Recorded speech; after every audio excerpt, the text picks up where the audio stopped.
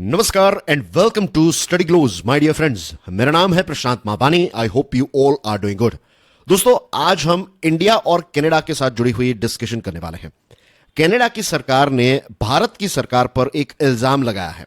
As you can see on your screen, spy लिखा हुआ है। तो हम पर यह इल्जाम लगाया है कि हमने कनाडा में इंटरफियरेंस किया है। हमने यानी कि हमारी जो खुफिया एजेंसीज हैं और हमारे जो एजेंट्स हैं वो वहां पर इस प्रकार की एक्टिविटीज करते हैं, ऐसा कनाडा की सरकार ने कहा है।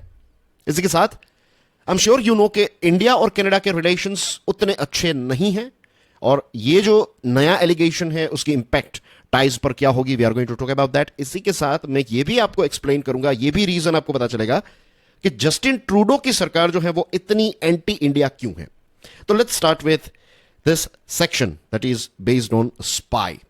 कनाडा की स्पाई एजेंसी, जिसका इंसिग्निया आपकी स्क्रीन पर है, इसका नाम है CSIS। जैसे हमारे देश की जो स्पाई एजेंसी, इसका नाम है R&AW, that is research and analysis wing. अगर मैं इजराइल की बात करूं तो I am sure you know Mossad है। Mossad is very very famous. USA की CIA है, पाकिस्तान की ISI है।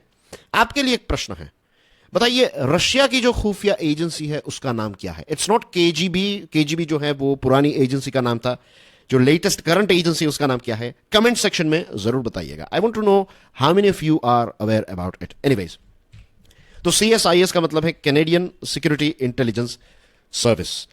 अब ये जो CSIS है, इसने एक रिपोर्ट के माध्यम से भारत पर यह इल्जाम लगाया है कि कनाडा में जो 2019 में फेडरल इलेक्शन हुए थे उसमें और 2021 में जो जनरल इलेक्शंस हुए थे, इसमें भारत यानी कि इंडिया और पाकिस्तान दोनों देशों ने कनाडा के फेडरल इलेक्शन और जनरल इलेक्शन में इंटरफियरेंस करने की कोशिश की है।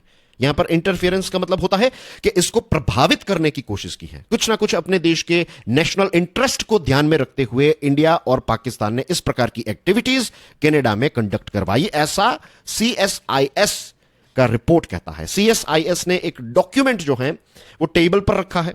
बेसिकली एक इंक्वायरी जो है वो कनाडा में चल रही है और ये जो इंक्वायरी है ना, it is I would say a closely watched public inquiry. वहां के लोग जो हैं ये इस इंक्वायरी को लेकर काफी एक्साइटेड है। व्हेन आई से एक्साइटेड आई मीन टू से कि उनके इमोशंस इस पर्टिकुलर चीज के साथ जुड़े हुए हैं। अब जो CSIS है वो इस बात की इंक्वायरी कर रही है कि कनाडा में जो इलेक्शंस हुए थे उसमें फॉरेन इंटरफियरेंस था या नहीं, अगर था तो किन किन देशों का था, राइट। तो ये सारी चीजें जो हैं इसकी एक बहुत ही इंटेंस तरीके से पब्लिक लेवल पर डिबेट हो रही है। इसका मतलब यह है कि कनाडा के जो सिटीजंस है, बैकग्राउंड में ऑब्जर्व कीजिए जो इमेज है, तो you can C citizens of Canada, वो इस पर्टिकुलर चीज को लेकर काफी ज्यादा सेंटिमेंटल है। तो ये इंक्वायरी एक ऐसी इंक्वायरी है जिस पर लोगों का मैग्नीफाइंग ग्लास है।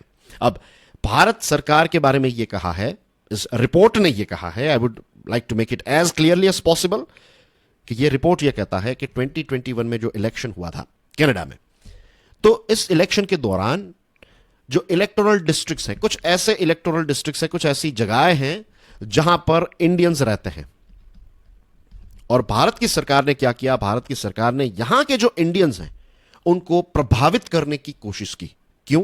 क्योंकि इंडिया का यह मानना है, as per the report, means अगर आज आप इंडिया के लोगों को पूछेंगे, if I ask you this question right now, तो आप में से बहुत सारे लोग यही कहेंगे कि कनाडा की सरकार जो है इट इज खालिस्तानी सिंपैथाइजर।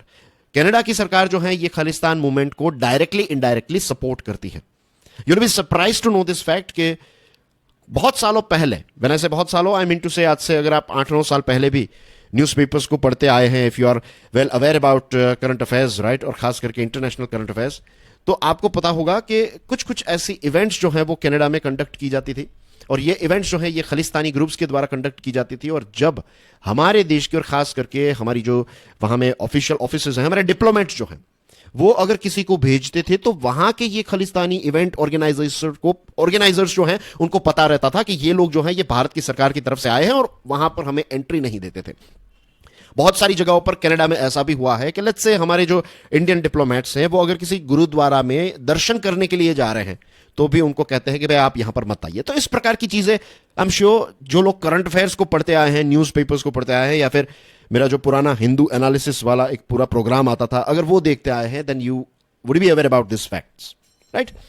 तो भारत का यहां पर भले ही कनाडा की जो ये जो ऑफिशियल मीन्स या स्पाई एजेंसी है तो वो ये शब्द का इस्तेमाल कर रही है perception, but we know it is not perception. हम तो कॉन्फिडेंट हैं कि कनाडा की सरकार जो है ये खालिस्तानी मूवमेंट को सपोर्ट करती आई है। तो रिपोर्ट ये कहता है कि इंडिया का परसेप्शन है कि कुछ ऐसे इंडो कैनेडियन वोटर्स हैं, कुछ ऐसे हमारे समझ लीजिए एनआरआईज, आई वुड से, जनरली हम कहते हैं ना एनआरआईज, भले ही वो दूसरे देश के सिटीजन हो गए, बट यहां पर समझने के लिए तो हम एनआरआई शब्द का ही इस्तेमाल करते हैं। तो कुछ ऐसे लोग जो खालिस्तानी मूवमेंट को सपोर्ट करते हैं या फिर ये लोग जो प्रो पाकिस्तानी हैं, तो इनको इन्फ्लुएंस करने के लिए हमारे एजेंट्स ने एज पर CSIS ये इल्जाम लगाया है कि इलीगल फाइनेंशियल सपोर्ट भारत ने प्रोवाइड किया ताकि कनाडा की जो डेमोक्रेटिक प्रोसेस जो है इसको प्रभावित किया जा सके। Right, so this is the biggest इल्जाम on us as per this CSIS, ये लेटेस्ट इल्जाम है। पाकिस्तान पर भी इल्जाम लगाया है, you will be surprised to know. Pakistan पर यह कहा है कि पाकिस्तान की जो सरकार है उसने पाकिस्तान के हित को ध्यान में रखते हुए कनाडा में क्लैंडस्टाइनली यानी कि बहुत ही सीक्रेटली कनाडा के इलेक्शंस को, फेडरल पॉलिटिक्स को इन्फ्लुएंस करने की कोशिश की है। स्पाई एजेंसी ने यह भी कहा है कि कनाडा की सरकार ने थ्रेट रिडक्शन मेजर्स भी उठाए, जो इलेक्शंस को लेकर जो पाकिस्तान की सरकार की तरफ से कोई थ्रेट आ रही थी, थ्रेट रिडक्शन को लेकर जो स्टेप्स उठाने चाहिए, ये सारे स्टेप्स जो है वो कनाडा की सरकार ने उस समय पर उठाए थे। अब देखिए वहां के पॉलिटिक्स में ये सारी चीजें कैसे काम करती हैं। आपकी स्क्रीन पर ये जो व्यक्ति है इनका नाम है एरिन ओ टूल।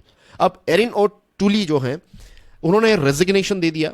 वो पहले हाउस ऑफ कॉमन्स यानी कि ये समझ लीजिए ना कि कनाडा की जो लोकसभा है तो उनके मेंबर हुआ करते थे।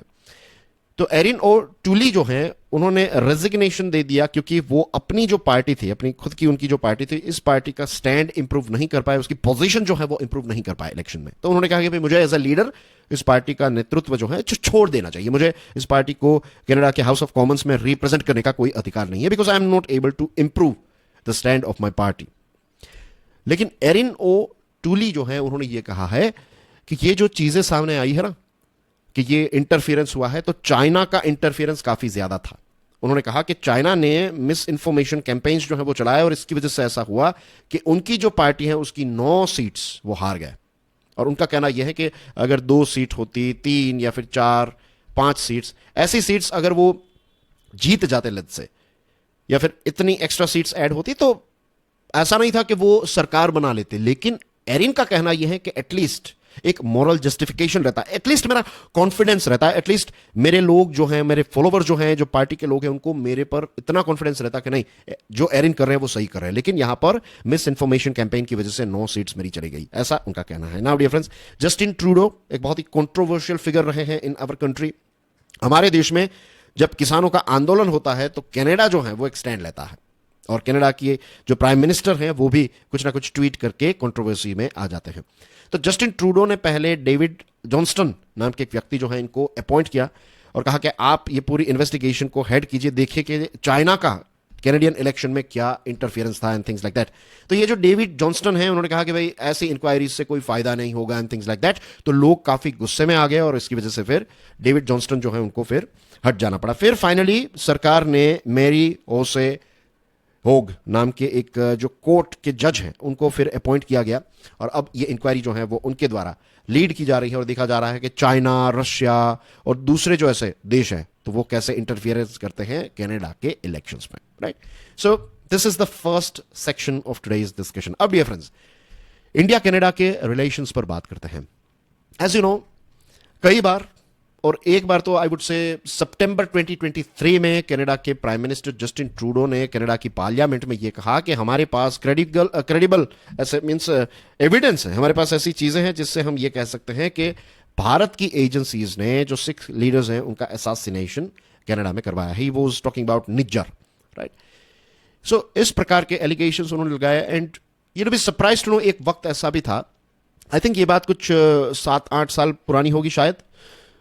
एक दिन ऐसा हुआ कि कनाडा के प्राइम मिनिस्टर अपने परिवार के साथ घूमने के लिए इंडिया आए थे और जब वो यहां पर आए तो ना तो हमारे प्राइम मिनिस्टर उनको मिले, ना तो हमारे प्रेसिडेंट उनको मिले, राइट, कोई नहीं मिला उनको। वो अकेले ही घूमते रहे अपने परिवार के साथ, सिक्योरिटी और ये सारी चीजें प्रोवाइड की थी लेकिन कोई ऐसी खास मीटिंग्स नहीं हुई। द रीजन इज खालिस्तान को सपोर्ट करना। अब इस पर एक क्लैरिफिकेशन, इस पर एक थरो डिस्कशन कर लेते हैं। देखिए, एक जगमीत सिंह नाम का बंदा है, राइट। जगमीत सिंह जो है ये एक पार्टी चलाता है, इस पार्टी का नाम है एनडीपी, इसका फुल फॉर्म है न्यू डेमोक्रेटिक पार्टी। देखिए, मैंने जानबूझकर ये जगमीत जो है इसकी तस्वीर यहां पर ऐड नहीं की। I don't want to use his picture to make him famous in my videos. तो जगमीत सिंह जो है, इसकी पार्टी एनडीपी जो है, ये अभी जो कनाडा के प्राइम मिनिस्टर हैं उनकी पार्टी है लिबरल पार्टी। तो ये लिबरल पार्टी को डायरेक्ट सपोर्ट मिलता है एनडीपी का। अब कनाडा में जब इलेक्शंस हुए तो आपको अगर सरकार बनानी है देन यू नीड 170 सीट्स, आपको इतनी सीट्स चाहिए। ये जो लिबरल पार्टी है जस्टिन ट्रूडो की, वो 160 सीट्स ही जीत पाई। तो अगर आपके पास सीट्स की कमी है तो you need someone support coalition, गठबंधन की सरकार। तो इसके लिए फिर ये जगमीत सिंह जो है, जिसकी एनडीपी पार्टी है, उसने इसको सपोर्ट दिया है और इस प्रकार से कनाडा में जस्टिन ट्रूडो की सरकार चल रही। तो क्लियर सपोर्ट एनडीपी का है। अब अगर आप खुद ये new democratic party of Canada जो है इसके बारे में गूगल करेंगे, थोड़ा बहुत अगर आप रिसर्च करेंगे, देन यू विल रियलाइज कि ये एनडीपी पार्टी जो है ये ओपनली खालिस्तानी विचारधारा को सपोर्ट करने वाली पार्टी है और यही पार्टी की मदद से जस्टिन ट्रूडो फिलहाल प्राइम मिनिस्टर बने हुए हैं। सो बस यही आप एक चीज समझ लीजिए एंड यू विल रियलाइज कि क्यों जस्टिन ट्रूडो जो है वो बार बार खालिस्तानियों को सपोर्ट करते हैं, बिकॉज सत्ता की लालच, राइट? बस यही बॉटम लाइन है। आई एम श्योर हम सब समझदार हैं, हमें और ज्यादा इस पर थरो डिस्कशन की जरूरत बिल्कुल नहीं है। आपको ये चीज समझ में आ गई होगी, आपको इसका कोर जो है वो समझ में आ गया होगा, आपको इसका रूट जो है वो समझ में आ गया। हमारे official spokes person, external affairs ministry के स्पोक्स पर्सन, जिनको आप अपनी स्क्रीन पर देख सकते हैं, इनका नाम है रणधीर जायसवाल साहब। इन्होंने स्ट्रांगली रिजेक्ट किया है कनाडा के इस एलिगेशन को, कहा है कि this is baseless allegation, right? और भारत ने तो यह कहा है कि भारत के इंटरनल अफेयर्स में ओटावा यानी कि कनाडा का जो कैपिटल है वो इंटरफियरेंस करते आया है, for example farmers protest and things like that, right? So dear friends, that's everything in today's discussion. I hope आज की डिस्कशन से आपको कॉन्सेप्चुअल क्लैरिटी मिली होगी, कोर रीजन समझ में आया होगा कि क्यों कनाडा की सरकार जो है वो भारत की सरकार को इतना नफरत करते आई है, बिकॉज ऑफ सत्ता की लालच, as I told you. And dear friends, मैंने कोर्स डिजाइन किया है, इसका नाम है लिमिटलेस लीडरशिप। इसको जरूर खरीदिएगा, अवेल कीजिएगा। It is available on Study Glows mobile app. Demo videos available हैं, देखिए एक बार demo videos and I am sure you will avail this course because leadership is one of the most important skills that we have. And dear friends, interesting stories अगर आपको सुननी है, देखनी है, then do check out Curiously Education. मैंने कुछ interesting videos upload किए हैं on motivational, inspirational stories. Thank you very much for your love and support. जय हिंद.